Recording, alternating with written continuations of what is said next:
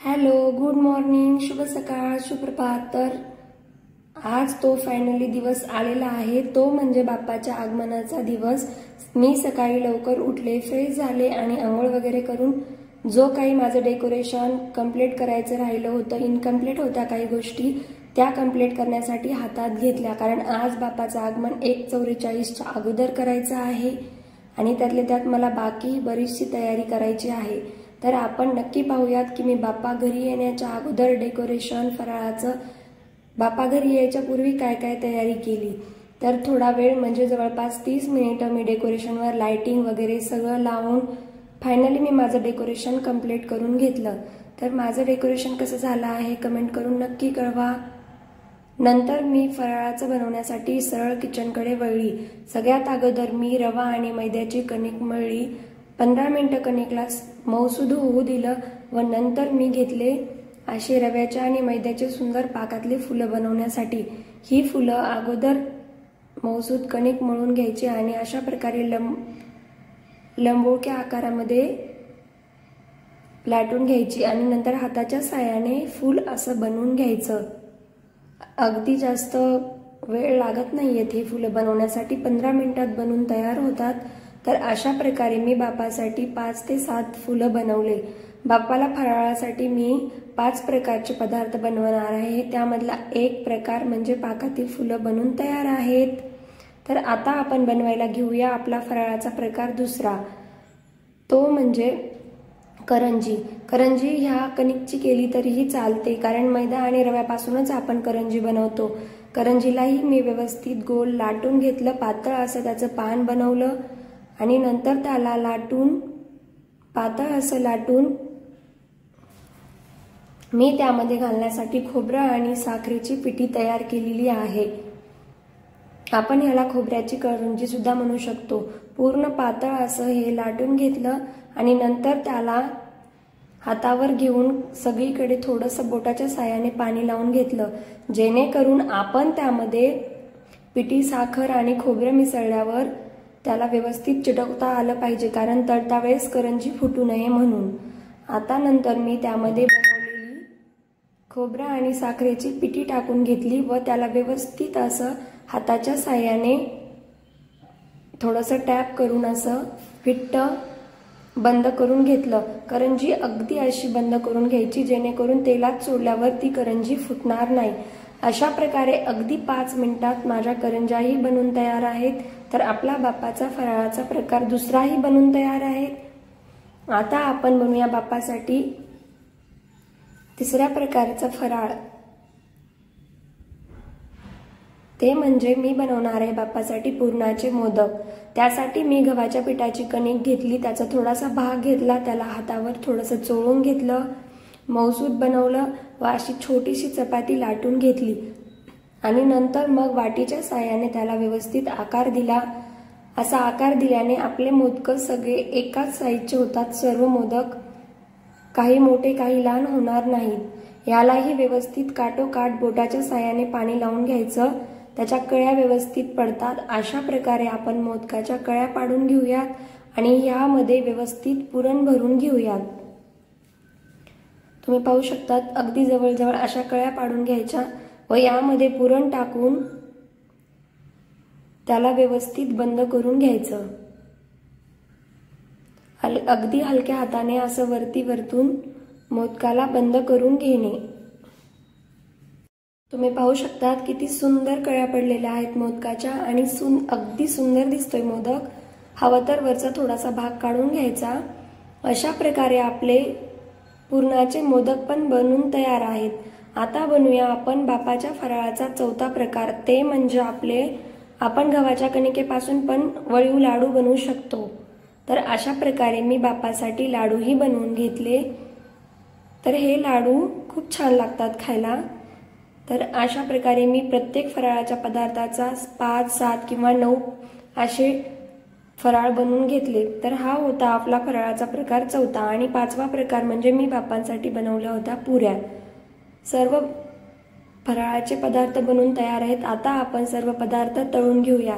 त्यात सगळ्यात अगोदर बनवून घेऊया आपण हे फुलं तळून घ्यायचे, दोन्ही बाजूनी कडक असे आणि नंतर मग आपण हे फुलं थंड होईपर्यंत त्याला पाक बनवून घेऊया, म्हणजे चाचणी.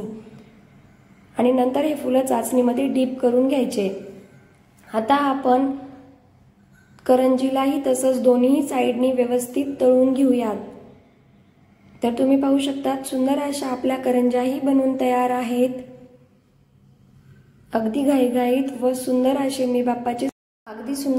मी बाप्पांसाठी फराळाचे पदार्थ बनवायला घेतले होते आणि ते माझे खूप निर्विघ्न व सुंदर असे बनवून तयार झाले होते.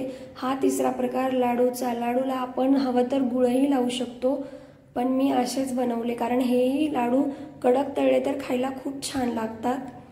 असा होता हा बाप्पाच्या फराळाचा चौथा प्रकार. आणि लास्ट म्हणजे तो पुऱ्यांचा प्रकार. मी 5 प्रकारचे पदार्थ बाप्पांसाठी बनवले होते, कारण करायला मी एकटी होते आणि माझ्याकडे खूप कमी वेळ होता, त्यामुळे मी 5 प्रकारचं फराळाचं बाप्पांना बनवलं होतं. तर पुऱ्याही मी व्यवस्थित लाटून तळून घेतल्या. तुम्ही पाहू शकतात किती सुंदर टम अशा आपल्या पुऱ्या फुगलेल्या आहेत.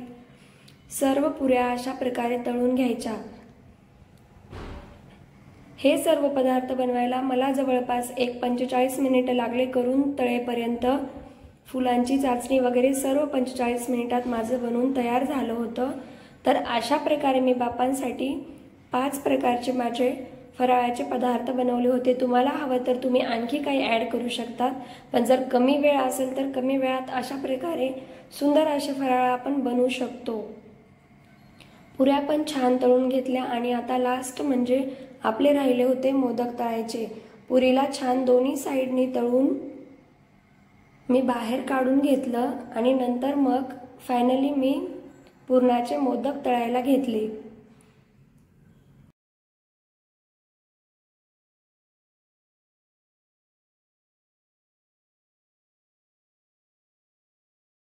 गॅसची स्पीड एकदम मध्यम आचेवर ठेवायची आणि अशा प्रकारे आता आपण एक एक मोदक असा तेलामध्ये डीप करून घ्यायचा.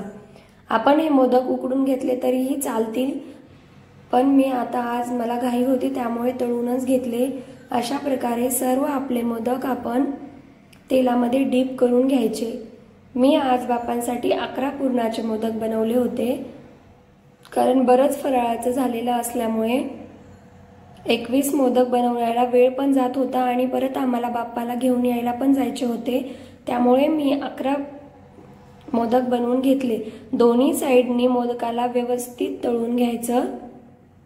तुम्ही पाहू शकता सुंदर आणि अगदी काटोकाट असं पुरण भरून असे पुरणाचे सुंदर मोदक मी बनवून घेतले. तर माझे पूर्ण 5ही फराळाचे पदार्थ प्लस पुरणाचा पूर्ण स्वयंपाक झाल्यानंतर माझ्या किचनची अशी काहीशी हालत झाली होती. तर आता मी सर्व किचन क्लीन करणार आहे.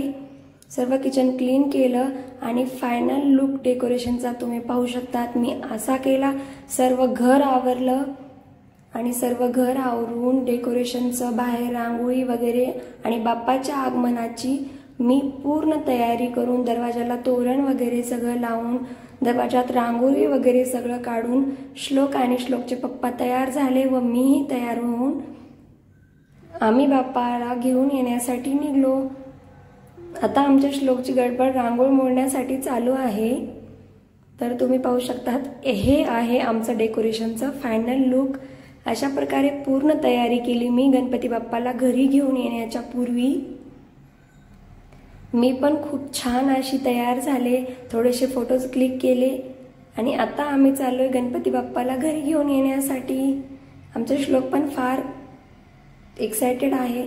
फायनली आम्ही बाप्पाला घरी घेऊन आलो व मस्त मी बाप्पांची आगमनाची ताट सजवले आणि आम्ही बाप्पाचं सुंदर असं आमच्या घरी आगमन केलं. अगोदर दरवाजावर बाप्पाची पूजा केली, औक्षण केलं. श्लोकच्या हातातून बाप्पांना घेतला आता आम्ही श्लोकचंही औक्षण केलं आणि फायनली आम्ही आता बाप्पाच्या जागी स्थापना केली गणपती बाप्पाची. तर मग कसं वाटली माझे बाप्पाचे डेकोरेशन्स, माझ्या सगळं फराळांचे पदार्थ व मी बाप्पा घरी येण्यापूर्वी काय काय तयारी केली हे तुमच्यासोबत शेअर केलं आहे. तर कसा वाटला माझा ब्लॉग कमेंट करून नक्की कळवा. तुम्ही पाहू शकतात किती सुंदर दिसतात आमचे गणपती बाप्पा आणि पूर्ण डेकोरेशन सुद्धा। बाकी कलश स्थापना, बाप्पांची पूजा, फराळाचे पदार्थ हे सगळं बाप्पाला नैवेद्य दाखवणं, हे आम्ही कसं केलं हे आपण नक्की पाहूया पुढच्या व्लॉगमध्ये। तर आमचे सुंदर असे बाप्पा फायनली पाठावर बसलेले आहेत। तर चला मग आता बाप्पांना नैवेद्य दाखवूया, त्यांची छान पूजा करूया व आपली कलशाची मस्त स्थापना करूयात। तर तेही मी तुमच्यासोबत नेक्स्ट व्लॉगमध्ये शेअर करणार आहे, तुम्ही ते व्लॉग नक्की पहा। व व्हिडिओ आवडला असेल तर व्हिडिओला लाईक, कमेंट, शेअर आणि आमचे गणपती बाप्पा कसे वाटले तुम्हाला कमेंट करून नक्की कळवा।